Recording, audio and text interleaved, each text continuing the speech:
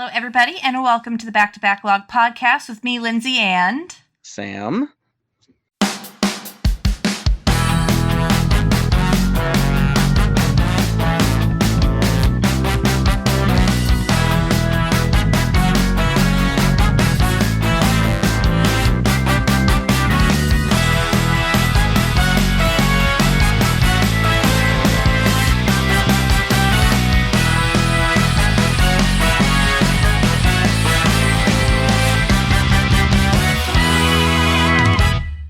welcome back, everybody. Thank you so much for joining us. Today, we're going to be talking about roguelike and rogue-ish games. Yeah, roguelikes and roguelites. Yeah, like rogues.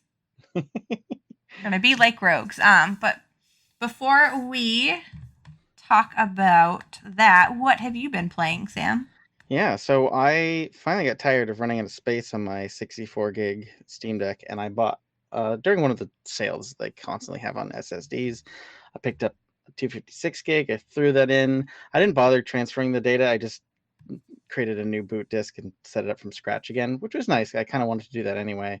I set up EmuDeck all over again, and I installed a really cool app called the Steam Deck Repo Manager. You can install it on like the Discover App Store on in the desktop mode, but it lets you download a whole bunch of new boot screens that aren't in the Steam store.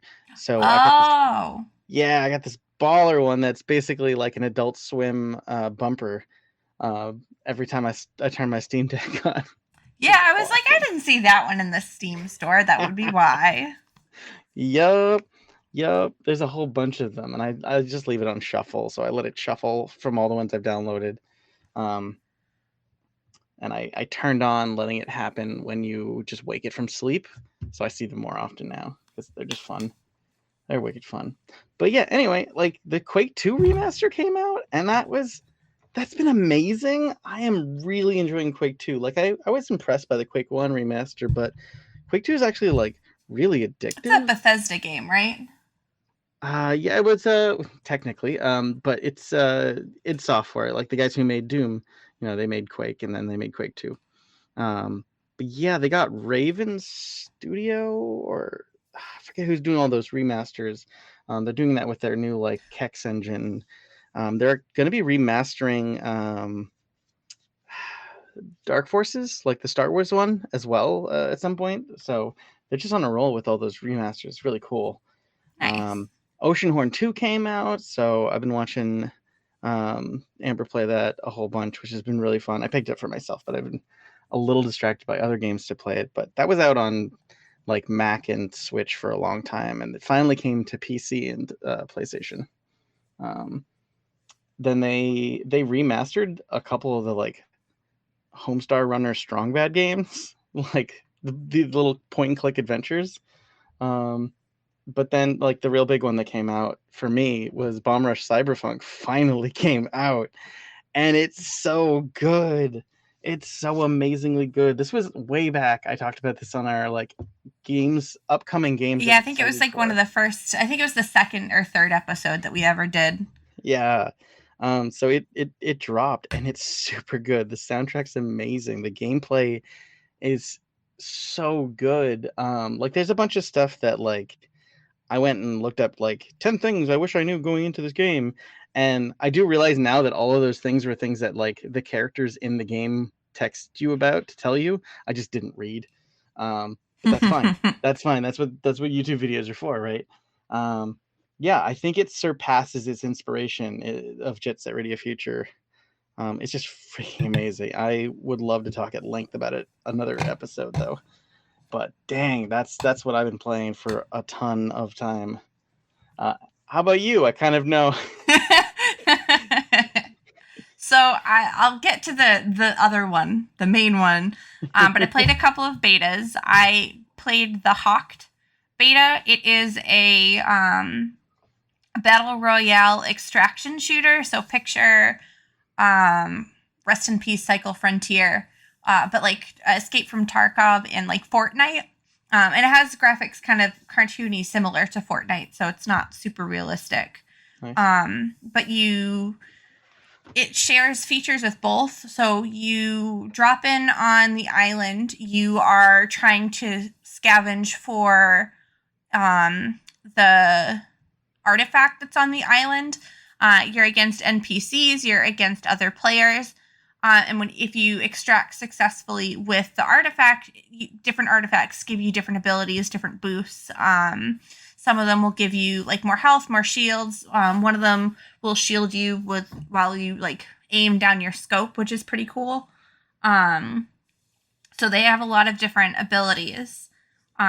So you do go in with a certain amount of kit. Like you have a couple of items, like you can have like a health regen item or like a couple of items that you go in with. But you drop in with nothing but, a melee weapon. So you have to find weapons and crates off of other players. So in that respect, it's like a battle royale where you drop in with, some gear like you would in an extraction shooter, but it's not a full kit. Because in like Escape from Tarkov, you drop in like you take in, you drop in with things that you choose, and if you die, you lose it all there. I guess that's the other difference too, is that if you die, they don't pick off just like the items that you picked up in that particular game. So if you didn't extract with some items, because you can send like there are items that you can use for crafting and like upgrades, and you can sell for coins. So if you don't extract with those, other players can pick those up, but they can't pick up anything that you previously extracted with. I think it has a lot of promise. I hope it doesn't have the cheater problem that a lot of shooters are having right now. My boyfriend and I were talking about it, and the only one that really doesn't have that problem right now is Valorant, but that's because the anti-cheat software is invasive. Yeah. So I don't like Valorant anyway, but like the anti-cheat, it's pretty strong. I mean, it works. Right. Yeah. But you either have something horribly effective or respectfully terrible. Exactly. Yeah. Sucks. So yeah, I'm excited. It was a pretty smooth beta too, so I'm pretty excited for them to do the next one. It'll be like a free to play battle pass system, like I think most battle royales are. So I did that, and then I got into the Palia beta. I actually don't know if it was just a general beta, if they were either giving out like beta keys, or if it was just like an open beta. That I don't know. But it's like a cozy MMO. It kind of feels like if Stardew Valley was multiplayer. I mean, like where you can each have like your own independent stuff you're doing at the same time. Like I know Stardew Valley has multiplayer, but this is just more robust. Yeah, I mean, the Stardew is more like a LAN game, and this seems more like that. It is an MMO. It is an MMO, yeah. It's really interesting. It's the controls felt really good. The world that was there felt pretty full. I saw other players. You don't do much with other players as far as I can tell so far. But other players exist. You can like talk to them. So I'd be interested to see like more co-op, like, can you go into like a little dungeon together to gather materials and, fight little monsters. There's no combat. I don't think. It's all like farming. It's basically a farming sim MMO, which I'm on board with. Yeah. But it's been pretty cute. The beta is still going as of the 25th of August. I don't know when it's set to end. I don't think it has a specific end date. So I haven't played it a whole ton, because the Hawked one was like a certain amount of time, and I got on board late because I realized it started. But yeah, those were both a lot of fun. Nice. And then I picked up Valheim. I think it was one of the only things I purchased during the last Steam sale. My friend has a server, and we've been playing through that because the Mistlands content was released. I like it. It's scary. It's really intimidating because, you can just go out and lose your gear. And I'm really good at that. There was a type of monster that we were trying to farm, and like my friend had spent like half an hour looking for some, and he found like one of them or two of them in that span of time. I'm like, I'll go look, and I'm a magnet. I swear to God, I'm a magnet. Because I found like 5 of them in like a 10-minute span, and I'm just like kiting them while everyone's running to me to kill them. And they're like, "How did you find so many?" I'm like, "I don't know. I don't want them. I don't want this many. I can barely kill one at a time." But like, I was running away from one and then found another. And I was like, "Crap." Lol. So that was fun. It killed me, but my friends killed the rest of them. So that was good. Cool. And then I dropped absolutely everything in my life to play Baldur's Gate 3 when it came out. It's so good. You and half my friends So list on Steam. I think it's the best game I've ever played. Like, there's just so much thought into the dialogue, into all the little details. Like, you can play the same game, but like have a absolutely different game. Like, do you want to help the first settlement that you run into, or do you want to kill everybody? It's up to you. What do you want to do? I mean, like, it can go dark. Yeah, I've never played any of the Baldur's Gate games, but yeah, this just seems like it's a super highly polished D&D based in terms of mechanics and story, right? Yeah, it's like a turn-based CRPG. I actually haven't played Baldur's Gate 1 or 2. I've played a couple of like the old turn-based games like that. I also didn't realize that BioWare made the first 2 Baldur's Gate games, which makes sense because Dragon Age 1 has some similar mechanics. So when I was informed, I was like, oh, that makes sense. Nice. But yeah, it's really good. Like, all the voice acting is amazing. All the characters are so good. The combat's good. The multi-classing is good. Right now, my main game, I'm a bard, a drow bard warlock. So I have mostly my levels in warlock, and then like 3 or 4 levels in bard at the moment for a little bit of support. So yeah, it's great. I can't I can't say how it's so good. It's so amazing. And it, like, when you long rest, it's like it's a timer. So like the game time like progresses. So like if you long rest at a bad time, like you could like miss out on a mission because that person could have moved on or died or something. So it's really, really interesting. There's lots of little puzzles, lots of stuff to find and things to kill. That's neat as heck. Yeah, it's very, very cool. I cannot recommend it enough. It deserves all of the accolades that it's getting. And yeah, that's pretty much it. That's what I've pretty much played for. Awesome. I think both of us played a lot of things we've been waiting for and had a lot of good time. And how the heck did we manage to play all these roguelites? I had to force myself to do it. In between. I think I played most of these earlier on, and then I'm not gonna lie. I played most of mine, except for one of them. I played most of mine for like, I don't know, half an hour tops. Oh. Like I played them enough to like be able to talk about them and like decide, yes, I'll play this, like I'll do this more. No, I won't. That's fair. I mean, it's definitely a genre that is more heavily on the stuff I play. So yeah, I think it's a genre I prefer to watch other people play. Fair enough. It's one that's it's really easy to watch people play roguelites because they're often really difficult but have a depth of content that's amazing. Yeah. So like you'll never see so much of the stuff in a lot of these games. And then you go find a streamer, like, all right, let's see a streamer like get to the final boss of this and that. Like I played a couple too, like because I'd played Darkest Dungeon and another one. I can't remember what it was. It might have been one of the ones that you played, so I won't mention it. I think it is. I think it's one of the bigger ones. I think I played it for maybe one of the indie. Like I know one of the indie games I played Darkest Dungeon for, and I did like it once I got the hang of it. Yeah. So for listeners, the big difference between a roguelike and a roguelite is a roguelike. It's got permadeath, it's got procedural generation, and you start fresh each run. And you just do a run. You do another run of the game, where things get changed up, they get randomized, and every playthrough you have just as much of a chance of winning as the 7 millionth playthrough. The first one, a roguelite tends to be something that takes that formula but adds some sort of progression between runs so you can unlock things.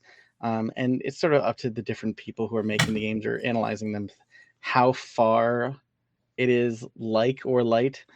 But usually it's, if your character is getting better between runs, it's a roguelite. Because like your first run is harder than your 30th run because you've Yeah. unlocked things, right? So that's the big difference. Yeah, he had to define them for me when he's like, we should do roguelikes and roguelites. I'm like, I don't know the difference. And that's fair. Most people don't care. Like most people, it's pretty interchangeable. Yeah. But when you get really into it, like, and then there's the people who are like, no, I only really play like the ASCII art stuff. But yeah, but those people probably also wear like a fedora and a trench coat and go around calling people milady. Not from personal experience or anything. So I guess also the first game I really did find a copy of Rogue. They have a copy of it on Steam you can play, but it's ancient. It came out in 1980-ish. Like nobody knows when it really came out because it was the like early days of computer stuff where people are making stuff on Unix mainframes at their colleges and just sharing it, right? So nobody has a commercial or release date set. It's 1980-ish. Guy named Michael Toy and Glenn Wickman made it, and then a little bit later on, their friend Ken Arnold did some stuff on it.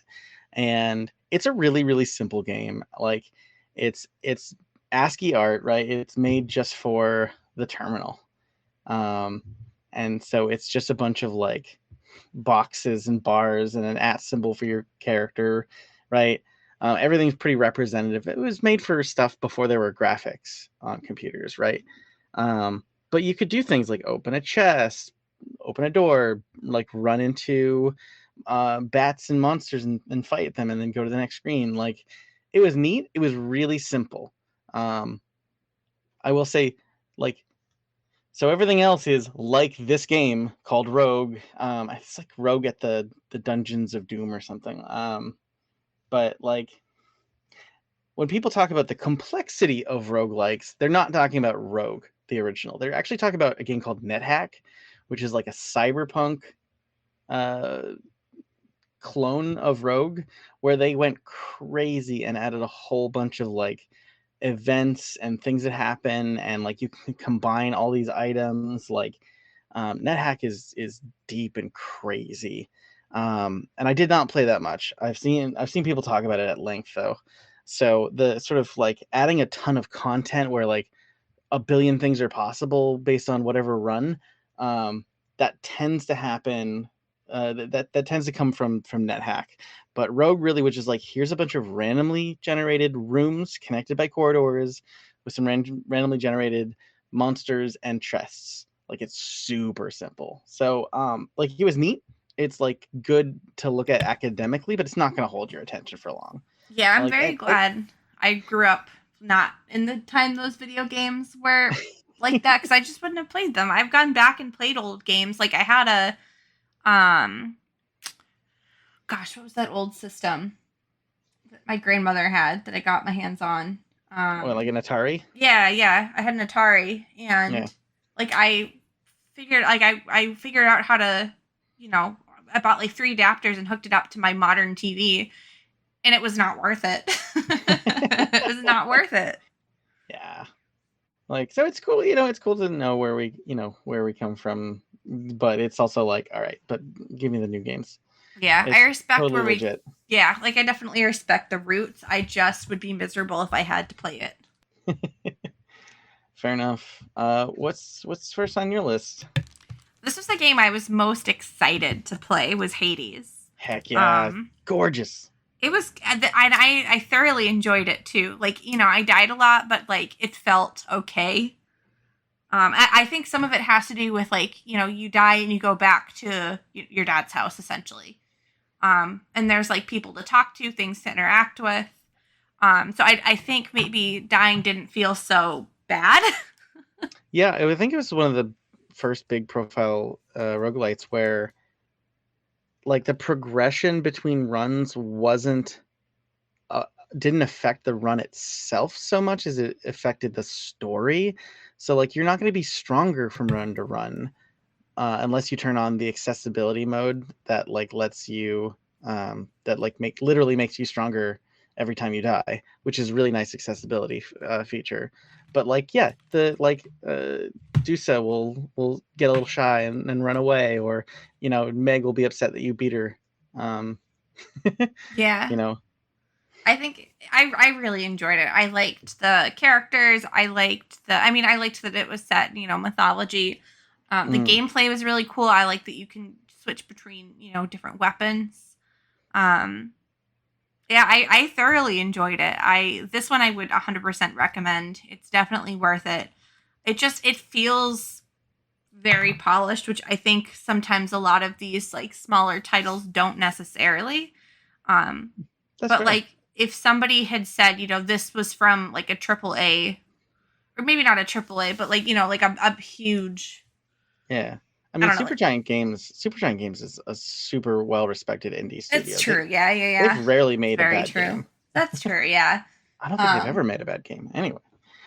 yeah, that's a very good point. But like, I don't know. It's just really good. And I, let's see what I like about it. I wrote notes this time. I like that. Yeah. So you get bonuses from gods. So you basically, when you're going through the the RNG is like the god you interact with, they like send you a boon essentially that gives you like power ups essentially. Those all reset on death. Um Dying is part of the game. You find keys that you use to unlock things outside of you trying to escape, because you're trying to escape your father, who's Hades. Um, uh, yeah, so basically, Olympus is helping you, so you get boons from different gods, which is really cool, and goddesses.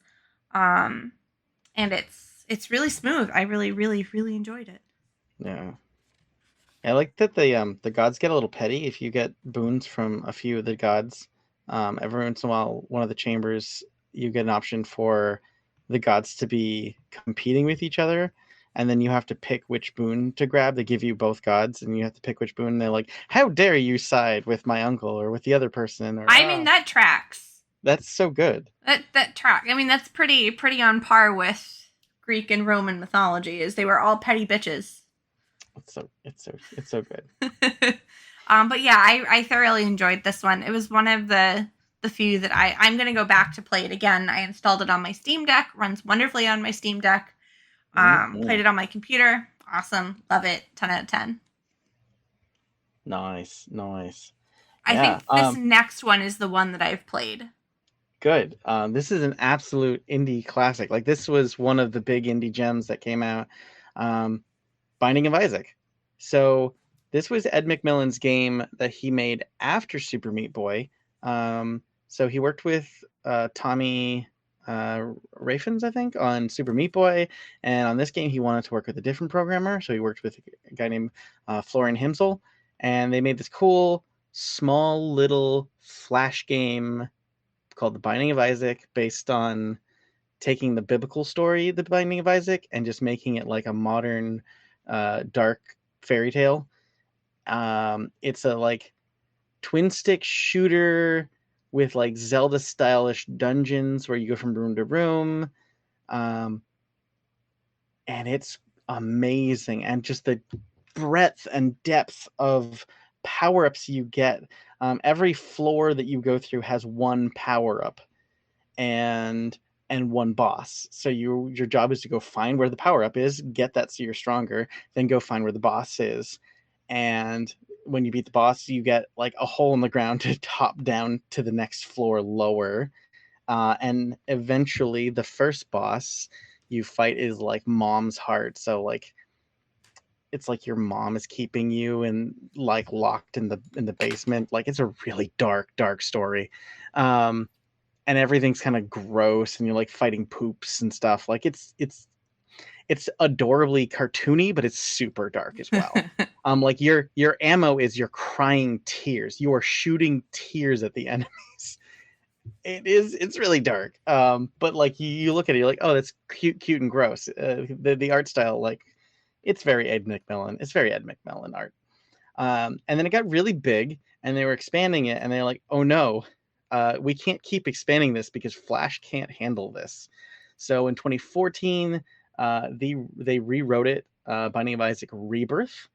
And then since 2014, they've done 2 or 3, I think, different like remakes, DLC packages rather, to add more and more content. I think Afterbirth Plus came out in 2021, maybe, which is like I hate the another name. separate item. That's a very Afterbirth, like. I mean, it was, yeah. Like that, I don't know how much you know about childbirth, but that like gives really. But it's really apt. The game is that gross. Like you gives fight me a very visceral. You fight a giant beating heart, and then later on you fight a variant of that that's a giant fetus. You fight a giant fetus, and then if you keep going, you can unlock things where you can fight God. Like you can fight angels. You can fight the devil himself. Like, it's crazy. It's very biblical. It's very gross.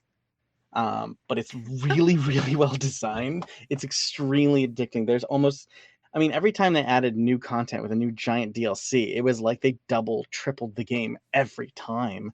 And the power-ups are all fun to play with, and the combinations of power-ups are interesting. Like you can get one power-up that, you know, makes your tears go faster, and then you can get another one that makes your tears smaller, and so you basically end up having like machine gun tears. Then you like, well, how about I have this thing where I'm flying, and it is brilliant. But it is, I will say, it's gross and it's dark. But I can't recommend it enough if you can get past that aspect. Absolutely, it's brilliantly designed.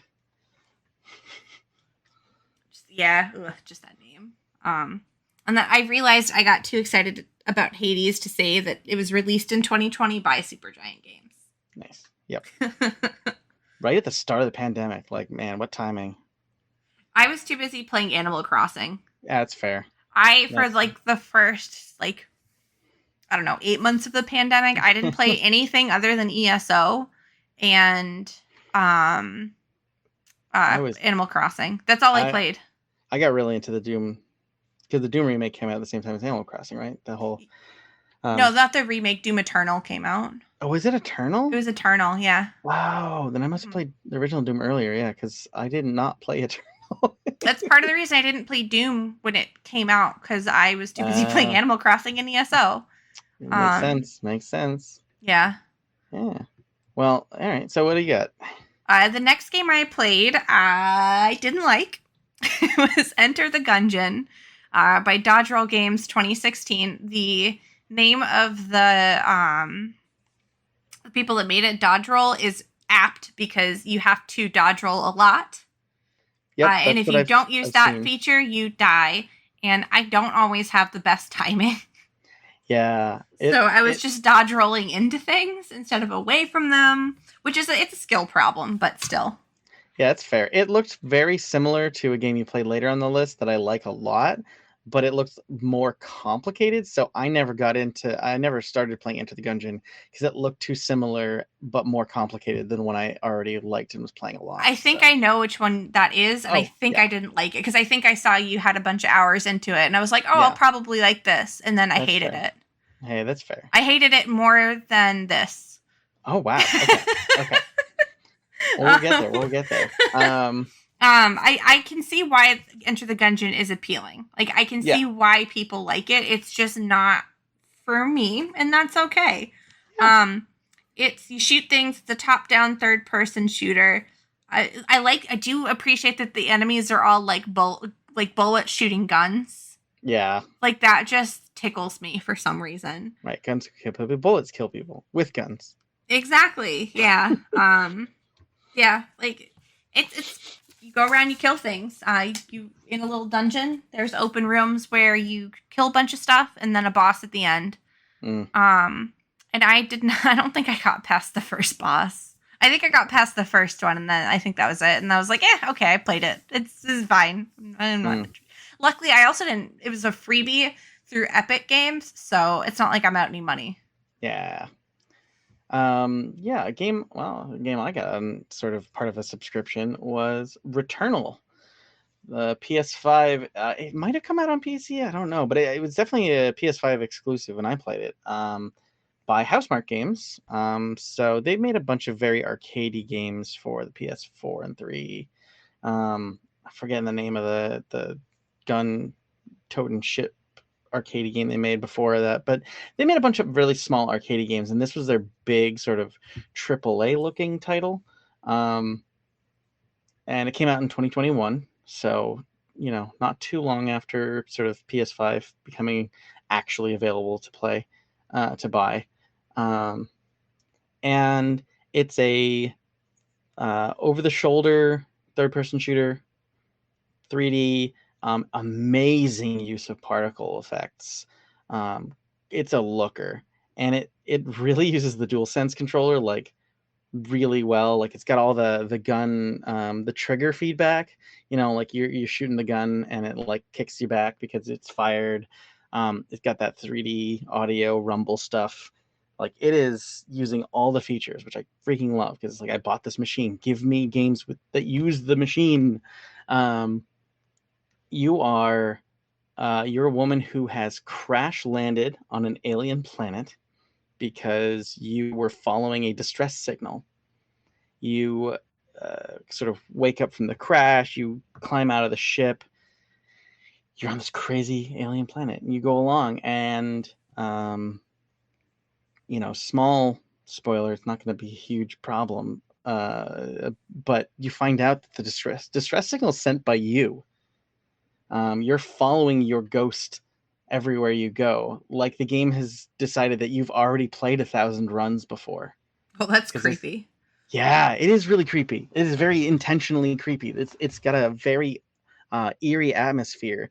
Like there's this like 1960s 70s like astronaut with the big suit that's sort of just like standing there like haunting you.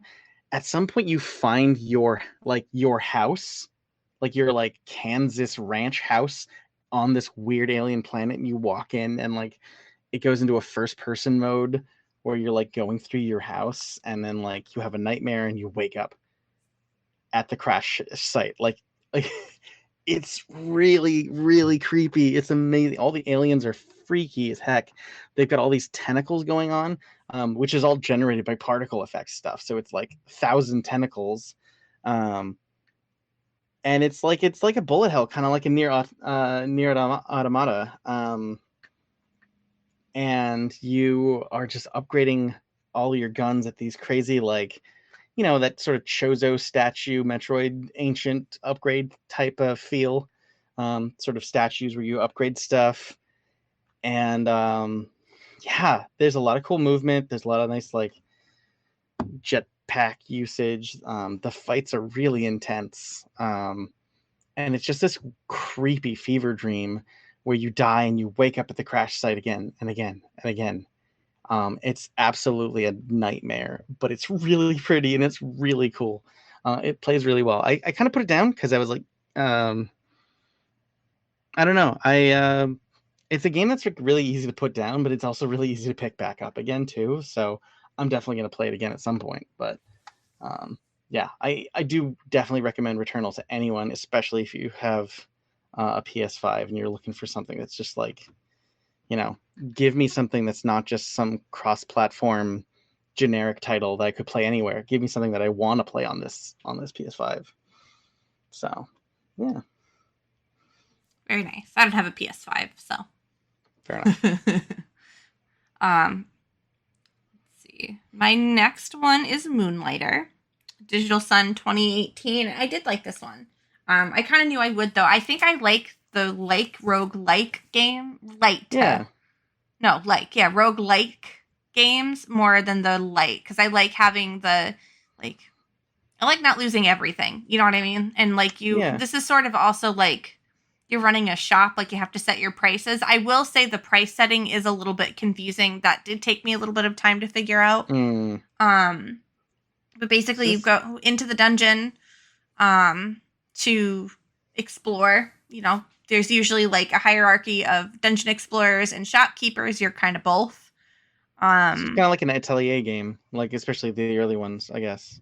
I still haven't played any of the early ones where you're actually running the shop, but yeah, I think Mm. it would be like that because you have to like go get your materials, but then you have to decide what materials you're going to sell, what you're going to use to craft and upgrade your Nice. armor to go into like other dungeons. So it's pretty cool. I really liked this one. Yeah, I remember seeing things about it and it being like this really pretty, sort of very pixely art style. And it's not too pixely, which is Oh, because I okay. don't like anything. I mean, it is pixelated, but not too bad because I don't really Yeah, yeah. like super pixelated art styles. Like, I appreciate the aesthetic, but I don't generally like the games all Yeah, that yeah, yeah. much. More like Um, a modern, GBA plus, not like a yeah, yeah, yeah, not yeah, not an NES Atari style. Yeah, yeah. yeah, yeah. Like, late GBA, early DS Lite Yeah. Yeah. or DS. Yeah, 3DS. Yeah, no, original DS. Just kidding. There were so many of those stupid little things. Yeah, there were. There You want the definitely were. DS, the DSi, the 3DS, the 3DS XL, the new 3DS, the new 3DS XL, the 2DS. So that's cool. So did Moonlighter have a lot of did it have a lot of like dying? Was it Yeah. Well, so I didn't die. You can extract. okay? Like one of the things your character has that's like part of his origin story is like an amulet that he can use to like GTFO out of the dungeon. I Got don't it. know what happens if you die because I didn't Yeah. die. I almost did. I played it hard and fast, and I was like, I should extract, but I'm going to kill one more thing. Mm, Um, and then I would extract and it'd be fine. So I don't know what happens if you die. I don't know if it's game over or what happens. got it. Got it. But the dungeon crawling stuff is like randomly generated every time Hmm. you hop in. It feels new. Yeah. Yep. Cool. Cool. Yeah. This one I would recommend. I really enjoyed it. This one I would definitely play more of. And Yeah. this also plays beautifully on the Steam Deck. Heck yeah. I think I'll talk about FTL. I know I've talked about it before, but FTL, Faster Than Light, right? It's a spaceship game where you are on the run. You have intel about, I forget, I think you're a rebel, and then you have intel about the Empire or vice versa, but you've got to get this intel about this massive battle fleet that's chasing you, about the giant battleship. And you go across like 5 or 6 sectors, I think. The map has that sort of like multiple choice. So when you finish a map, you get a choice of which sector to go to next, and you have a few branching and collapsing nodes. The like, oh, you can go to like friendly territory, the Mantis controlled worlds, or you can go to like rebel controlled space or like unknown territory. And each has their pluses and minuses. Um, and there's like different missions and things you can happen upon, like quests you can find while you're going across this star map, and that can lead you to either just like earning some extra money, making some friends, or sometimes the quest will like help you unlock a new ship that you can do a run with. Although I do think the default ship's pretty good. um, it's a game that I'd never really like beat, like a lot of roguelikes, to be honest. Like Binding of Isaac's one of the few that I've actually like seen most of the multiple endings. Like FTL never really quite got there. Like I've gotten to that final fight and got my ass handed to me. um, but the main game, moment to moment gameplay, you have a top down overview of your ship, and you see all the rooms and the people in the rooms, and most of the rooms have like room for like 4 characters. Some of the quarters have room for like 2. You start off with a crew of like 4 guy or 3 guys. Sometimes you can get like alien crew. Sometimes you'll like defeat a slaver ship and rescue a person, or sometimes you'll rescue a person from a planet that had a distress signal. And that's like a roll of the die too. So like you'll go and there'll be a story moment, and it's like, do you ignore the distress signal, or do you like go and rescue this person? And sometimes there's more interesting choices than that. But like if you decide to go down and like rescue the people, you could either like it'll roll the dice and be like, oh, your guy died down there because it was horror, it was like really harrowing. And you're like, dang, you have one less person. And then sometimes it's like you rescued the guy and now you have another crew member. So like there's a lot of risk reward. You never know how it's going to play out, even if it's the same thing again. Um, but you assign the different people to man the different stations, like the engines, the guns, the shield is the biggest one to have somebody manning. The other big one to have people manning is the pilot seat. Obviously, you can't activate your FTL drive. You can't jump to the next sort of like point along the star map unless you have somebody in the pilot seat. And the other thing that happens other than these story moments is sometimes the story moments are just a combat that is about to happen. Or sometimes you can, piss off the aliens and then there's a combat optionally sort of thing. And then you see a picture of their ship. And if you've upgraded your sensors, you can see the inside of their ship. Otherwise, you just kind of see the outside. And sometimes the aliens will have teleporters and they'll teleport over and you'll open up the airlocks to try and like choke them out. But you got to be careful because they might go and like start attacking your systems. So they'll go into the room with like the oxygen generator and start beating up the thing. So you send your crew members to go over there and beat them up. That's less efficient than just opening the airlock and trying to hurt them that way. Opening the airlock is also a good way of putting out fires because sometimes the systems will catch on fire. A lot of the times it's because like a laser happened. Like it's really, really cool. And it's like really like it's a very nice like PC game where you see everything. There's all the stuff on the screen, but it's also not like MMO complex with like 1,000 different hotkeys. You only really need to know, a few different things like pausing. But you can reassign power. You can upgrade how many power modules you have and how many systems you have, and you can, take power away from the shields to add it to the engine, sort of thing. You can, do that rerouting power from different sci-fi stuff. So it's neat. And I did not beat the boss, but I defeated the first form. So you can, or it doesn't like transform, but you beat it once and then it runs away and it's weaker and has fewer facilities. But like the final boss has like a cloaking device that activates every once in a while and then you can't shoot it. It's got like 2 shields and like 5 different weapon systems to hit.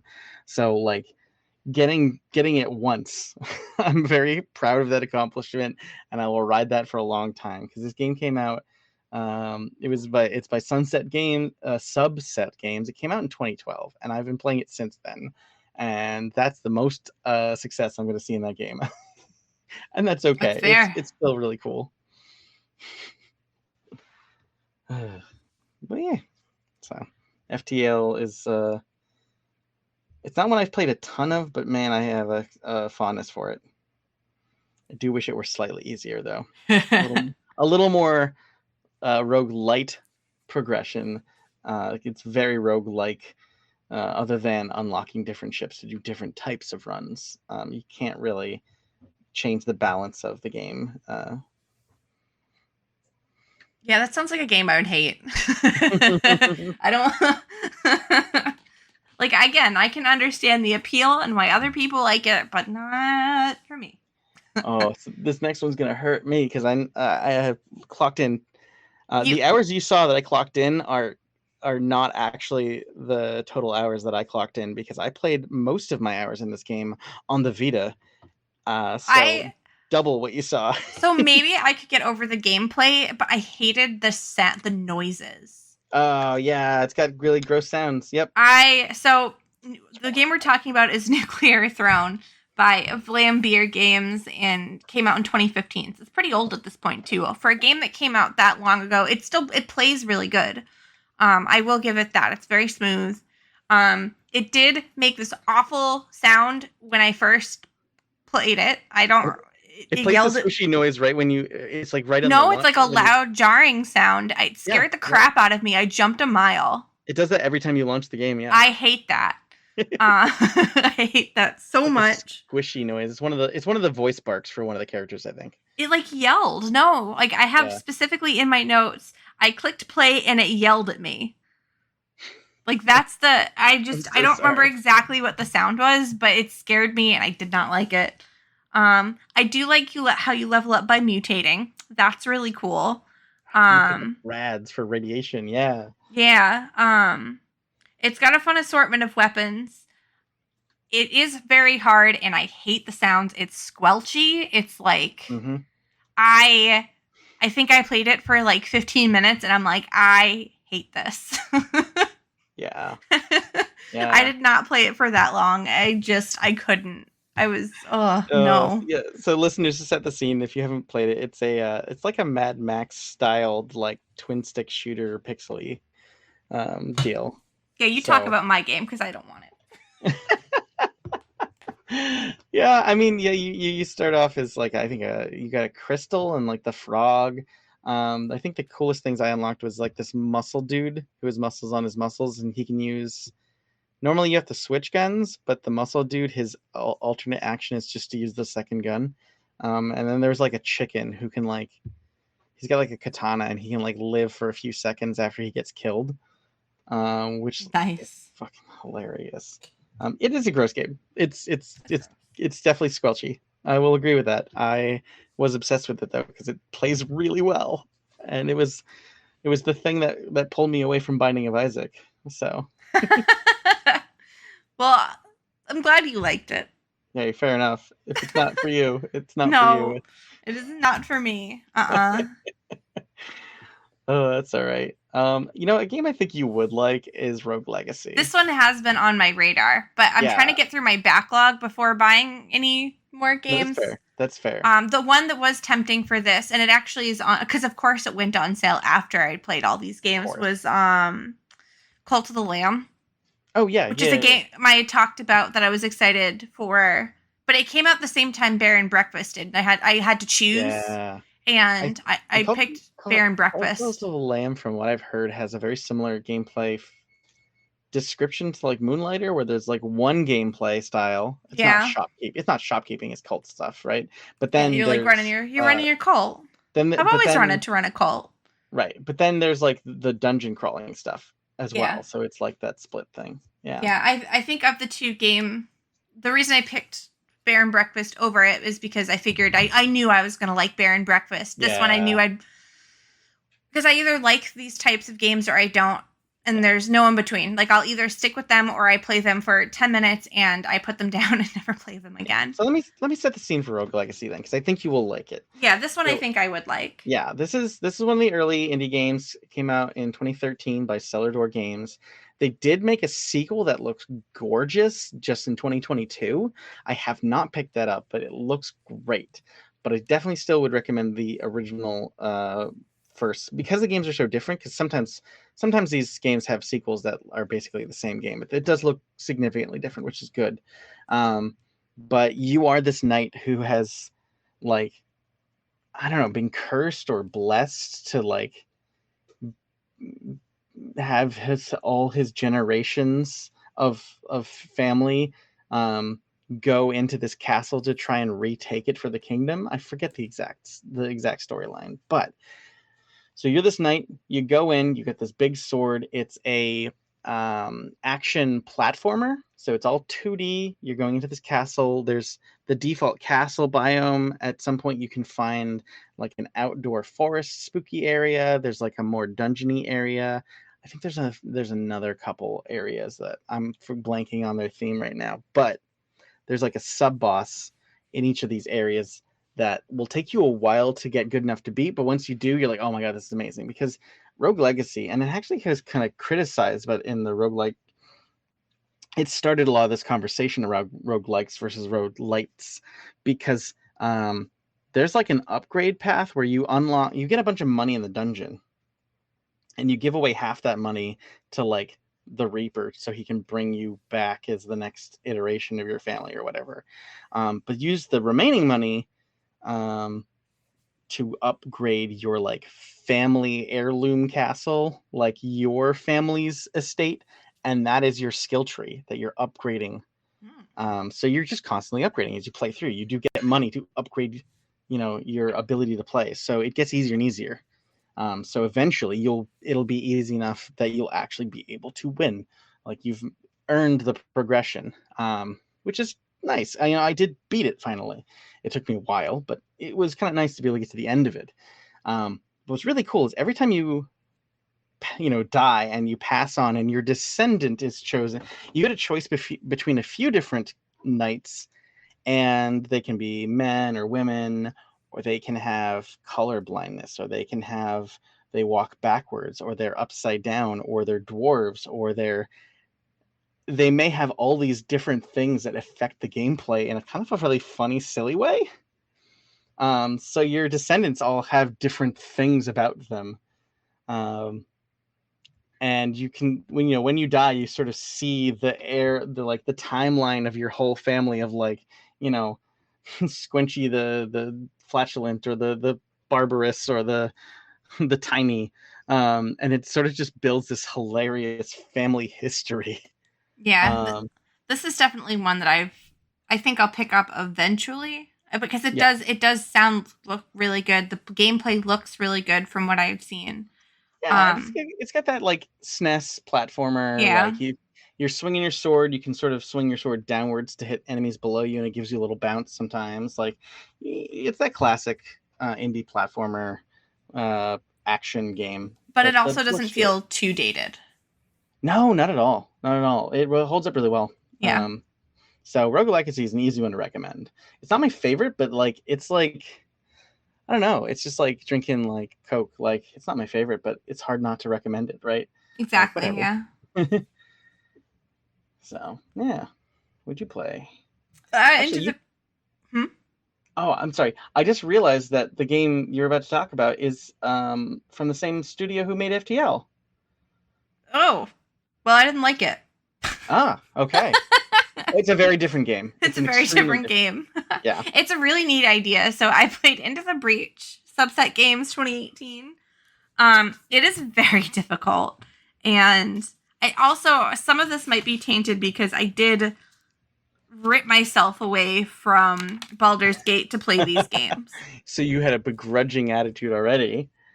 No, But that's. I mean, I played I mean, Hades under those same circumstances and liked yeah, it, and Moonlighter too. yeah. To be fair, Um, Subset Games is not known for making easy games. FTL, I still will never beat. yeah, So yeah, it's really hard. So basically, the world is being attacked by big aliens, big scary aliens, and you go try to kill them. The It's like a strategy game essentially. yeah. It's like a So grid based tactic thing, right? yeah, so you're positioning your robot, your turret, and other robot. There's like they have like different abilities, but you are positioning them to try to win. If you do lose, you get to choose one of your units, and then you go to like a different timeline, essentially. But you're like in the area that you're protecting, like there are people there, so they'll like react if their, town city gets deathed. Yeah. So, it's a really cool idea. I can understand the draw, but I'm not very good at strategy games. Mm. I face tank everything, and it's I mean, not an effective strategy. the screenshots I've seen look really cool. It definitely looks like the type of strategy game I'm not normally into, though. So, yeah. Yeah, I'm definitely glad I gave it a shot. Would I play it again? Probably not. Mm. But I didn't love it. But it's a really interesting idea and concept, especially like, oh, you lost, you choose one, go to a different timeline, we'll try it again. Cool. Yeah, so the next game I played is West of Dead. It came out in 2020 by Upstream Arcade, and it took me a while to realize that the main character was voiced by Ron Perlman. I don't know why it took me so long, but it's a very distinctive voice. But yeah, you are a cowboy from the late 1800s who has died and is now in a sort of purgatory.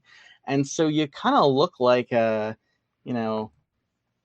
you get a flaming skull and a cowboy hat for your head, and you're going through these like Wild West bunker caverns shooting other like skeleton dudes, and you find these cool shrines that are like like Native American skulls and feathers and stuff kind of look, and you're getting upgrades that way.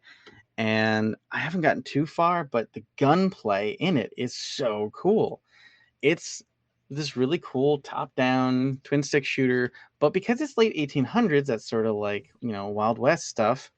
Um, it's the some of the guns, like the rifles, will take time to reload. You cannot just dump all your fire in.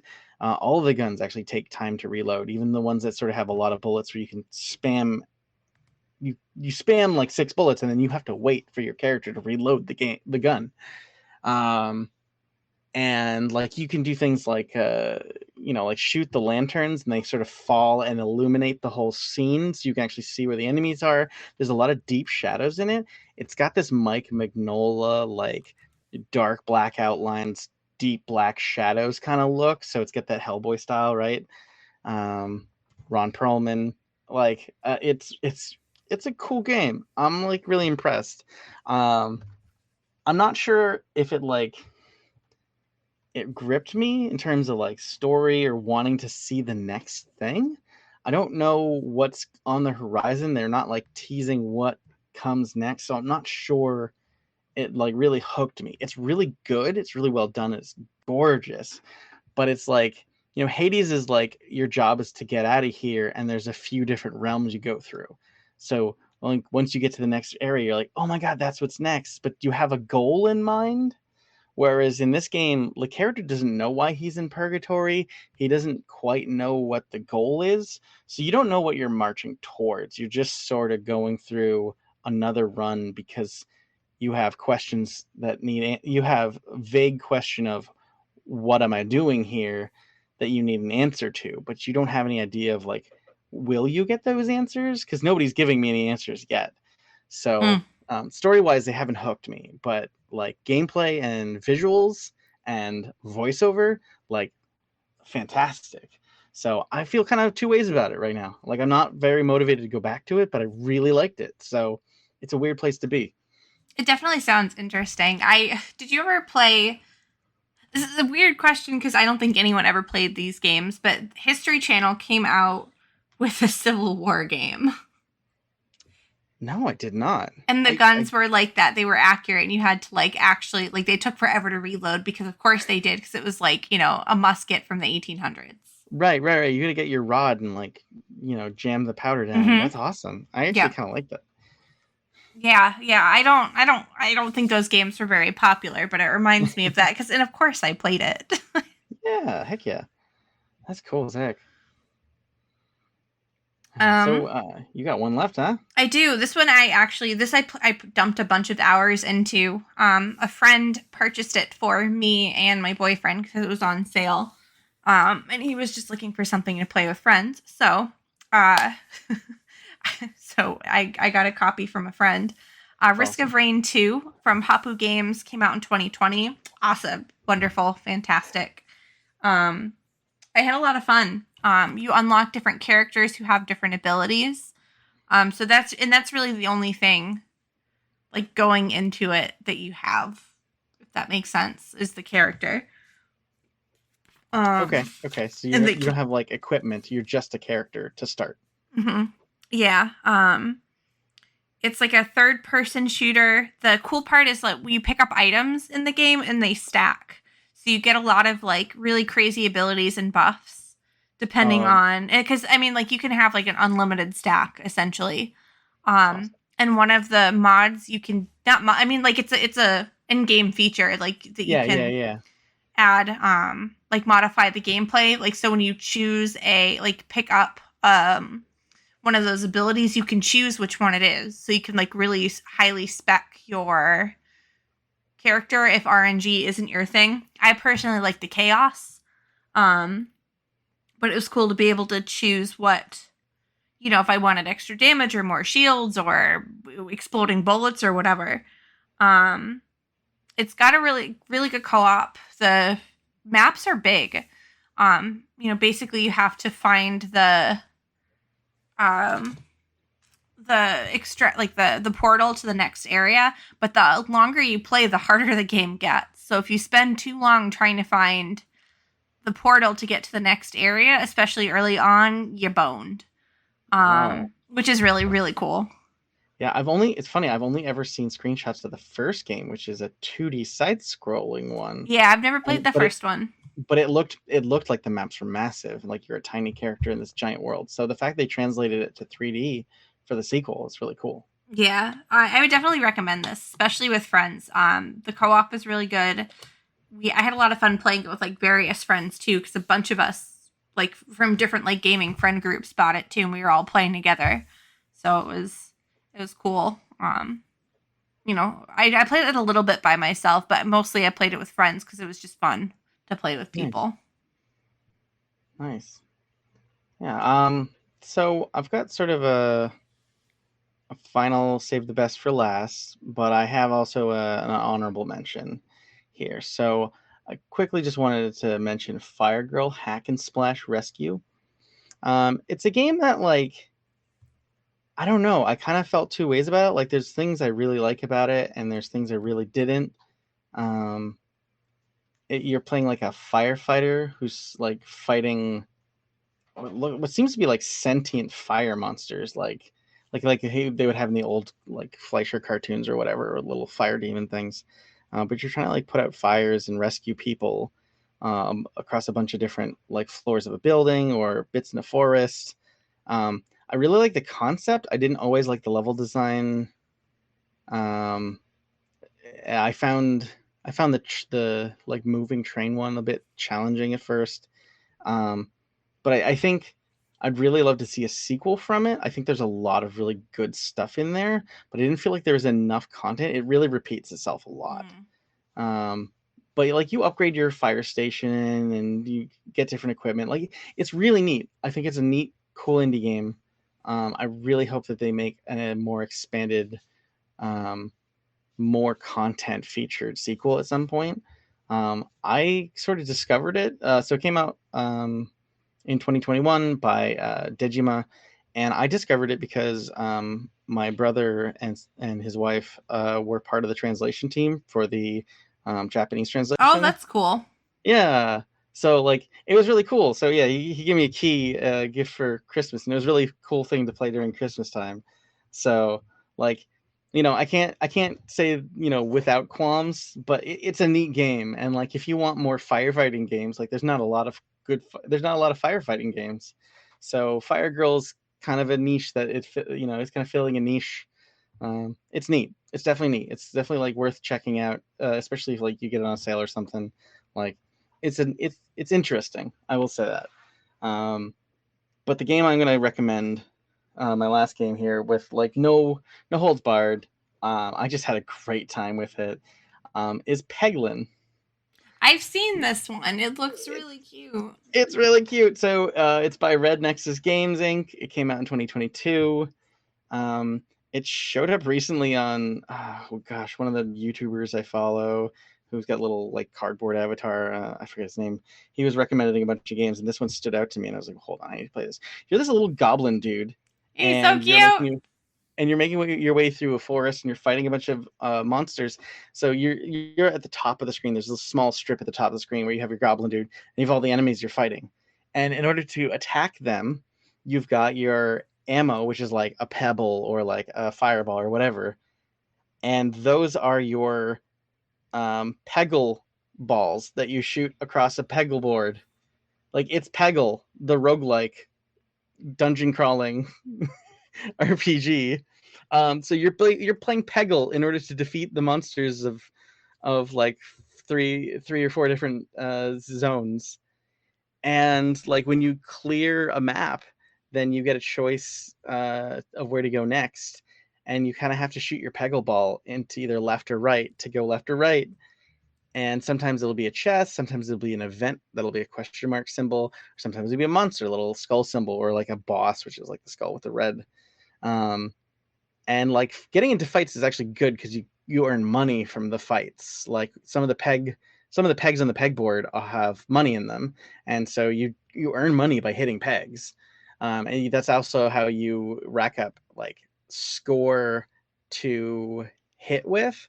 So like as you're hitting the pegs and like you're maybe getting the score multiplier or whatever, the score that you get before the ball hits the ground on the pegboard is like the attack power that each of your attacks does.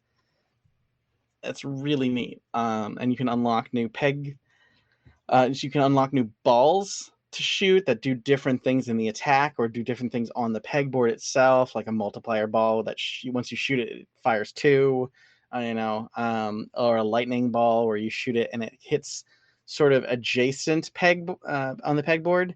And then when you fire it, also the lightning one has a chain effect of attack as well. So and you can like buy new ones or sell off some. I say sell off. You can buy the right to remove one because some of them suck and you get stuck with them. And so it's sometimes worth money to pay to get rid of them. So you have less. And like, yeah, when you run out of the balls you have, there's a time where your little launcher gun reloads, and that's when the enemies usually get a turn to attack you. And so it's the neatest thing, and it was super addictive, and it wasn't terribly hard either. I got, there's a few different things you can unlock. I only locked sort of the basic ending, but you can get to an ending, and it's not terribly hard, and it's really, really fun. I mean, I had hours and hours and hours of playing Peggle and Peggle 2 and Peggle Fever or whatever, Fever Nights back in the day. So take that Peggle formula and add cute Goblin RPG and bam, Peglin. Very cute. Yeah, I gotta recommend that super strongly. Peglin's great. So yeah, it's neat because we call roguelikes a genre, but it's a genre that has to be mixed with something else. Like there's not even the original Rogue is it's a dungeon crawler that acts this way, right? Like every roguelike is a something roguelike, a top-down shooter roguelike, or a Peggle roguelike. Peggle roguelike. Right? So it's a weird genre. It's just add a few characteristic rules to whatever other genre. Boom. Mm-hmm. But yeah, I don't know if any of the ones I was talking about, I think other than maybe Rogue Legacy, sort of piqued your interest. Just here. That one probably. And it was already on my interest list. But yeah, I'm not a huge fan of this genre. And I like the idea of the games, but if I get frustrated easily. If I want to play a game, I generally want to relax. Yeah, that's fair. These are often very tense. Yeah, if I'm going to play a game that's difficult or that challenges me, I'm probably going to do something more interactive, like an MMO, where and even then maybe it's more grindy than it is difficult, or maybe it is difficult and it needs skill. But I feel like that's more worth it to me. That makes sense. It's just more validating's not the right word, but if I'm going to put in a bunch of effort and die, I'd rather it be for a long-term goal. Versus you got something for it. I get that. Yeah, exactly. A lot of these games, especially Binding of Isaac early on, then Rogue Legacy a little later, a lot of these games for me is the whole thing of I don't want to get into a movie, so I'll watch 30 episodes of a television show instead. That vibe is how roguelikes are for me. I don't want to get into an RPG right now. I need to turn my brain off. I'll play 300 runs of Binding of Isaac instead. And for me, way more time investment, but yeah. And for me, if I'm going to play a game that I'm not I can either pick up and put down easily, or I know I can come back to, I'll play Pokemon, Kirby, any number of cozy games, simulator games. That makes sense. I'll either play The Sims for a month straight and then I won't touch it for a year. Yep.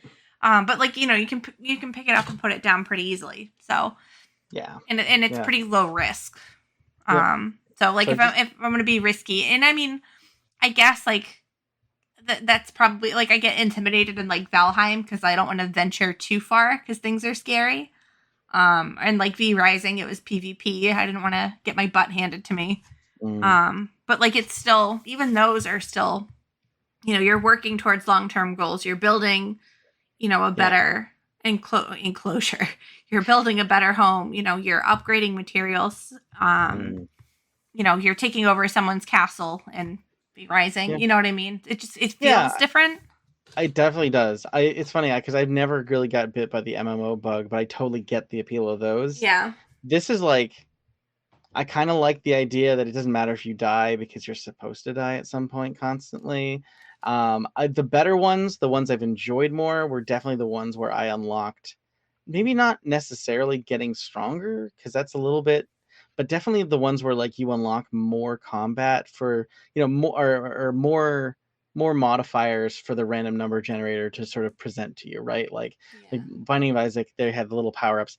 There's like 1,000 power-ups, but like you start off with maybe access to 100, and each time you unlock a new one added to the pool that the dice roll can give you. I sort of like that low stakes of, oh well, I'll die, it's fine, it's okay to die, like I'll just die again and again. You're supposed to die. But it's also, I get it, I relax with these stressful things. I understand the how weird that can be. I just get stressed out by stressful things. That's fair. That's totally fair. But that's why we're here, to try different things, to get through a backlog, and to try games that we probably wouldn't have given a go otherwise. Yeah. Cool beans. All right, thanks, listeners. I hope you guys found something to put a few runs into on our lists. Thank you for taking yourself away from Baldur's Gate 3 to listen to us. We appreciate it. Yep. It's so good. All right. Thank you for coming, or thank you for listening. Good night, everyone. Bye.